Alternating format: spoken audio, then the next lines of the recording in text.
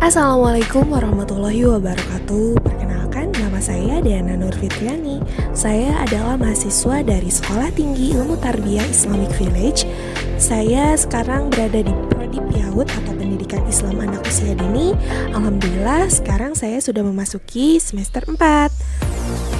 Kali ini, saya mendapatkan tugas dari Ibu Broto Jaya Ratnawati MPD untuk melakukan presentasi di mata kuliah Brain-Based Learning dengan tema peran emosi dalam pembelajaran.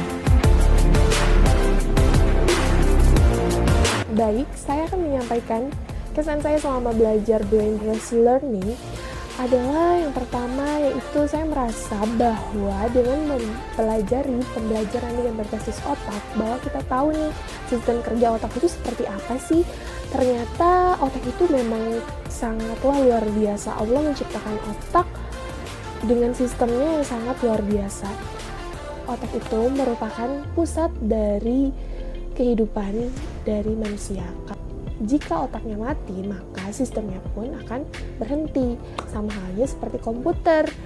Hardware adalah otaknya dan komputer adalah sistemnya. Semua terhubung dengan otak. Seperti itu. Dengan belajar brain-based learning, kita akan mengetahui bagaimana sih belajar dengan pembelajaran berbasis otak yang bagus untuk otak dan memperkaya pengetahuan kita dengan berbasis otak ini. Nah, materi yang saya ambil yaitu peran emosi dalam pembelajaran. Dan kenapa sih memilih peran emosi dalam pembelajaran? Karena dari emosi ini cukup menarik perhatian saya tentang pembelajaran yang berkaitan dengan emosi. Kira-kira itu seperti apa? Dan bahwasannya bahwa materi ini mengenai emosi yang bersangkutan dengan pemikiran kita. Kenapa kita ketika sedih tiba-tiba jadi tidak bersemangat dalam belajar? Nah, kita akan mengulik lebih lanjut di slide berikutnya. Langsung saja yang pertama, yaitu emosi membantu kita memfokuskan akal dan juga logika. Maksudnya adalah ketika kita berpikir bahwa logika itu dapat membantu menetapkan tujuan. Tetapi di sisi lain, emosi juga memberikan kesabaran untuk kita agar terus belajar dengan tekun dan juga berusaha dengan sungguh-sungguh.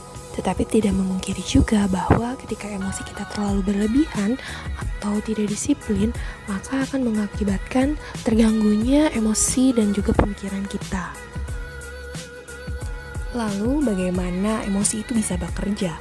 Kita merekam dengan menggunakan mata kita. Setelah itu akan direspon oleh talamus yang berada di bagian tengah dalam otak. Selanjutnya otak akan menganalisis, merespon bagaimana itu terjadi, apakah itu positif yang diberikannya atau negatif. Banyak orang yang melewati proses virtual cortex ini, padahal virtual cortex ini amatlah sangat penting di mana kita bisa menganalisis apakah tindakan yang kita lihat itu benar atau memang harus ditindak lanjut terlebih dahulu. Selanjutnya yaitu adalah amigdala. Amigdala ini merupakan proses bagian keempat di mana amigdala ini memiliki tanggung jawab untuk menghubungkan kontes emosi dengan memori yang sangat berhubungan dengan hipokampus. Amigdala sendiri merupakan pusat dari terbentuknya sumber emosi, di mana kita bisa memiliki rasa ketakutan, lalu juga kecurigaan, bahaya, atau senang, ataupun sedih ada di amigdala.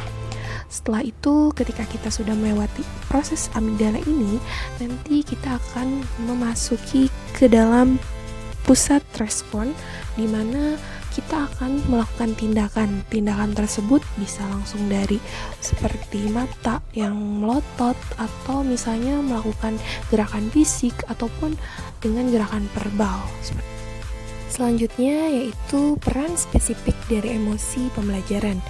Yang pertama yaitu untuk mengikat pembelajaran. Dan kita memahami emosi ini, kita dapat membantu anak untuk lebih mengerti akan pembelajaran tersebut.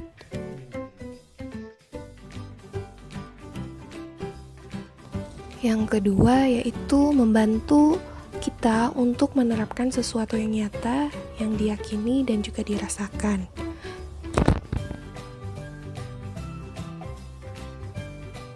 Dengan mempelajari peran emosi dalam pembelajaran ini, kita dapat mengaktifkan memori jangka panjang kita, di mana memori dan juga emosi sangat berkaitan erat.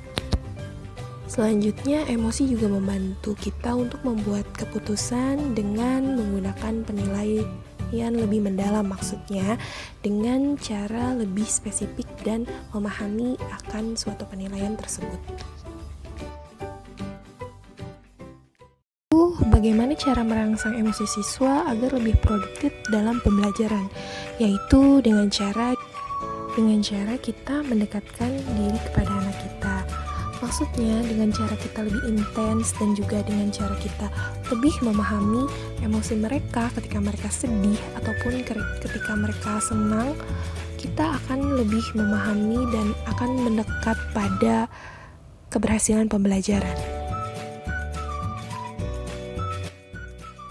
Peran emosi dalam pembelajaran ini, saya harapkan semoga teman-teman sekalian bisa mengetahui bagaimana cara mengatasi kesulitan belajar anak ataupun cara mengatasi pembelajaran dengan seru dengan melibatkan emosi dan pemikiran anak tersebut.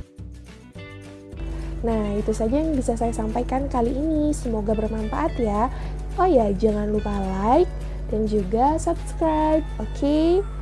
Terima kasih. Wassalamualaikum warahmatullahi wabarakatuh.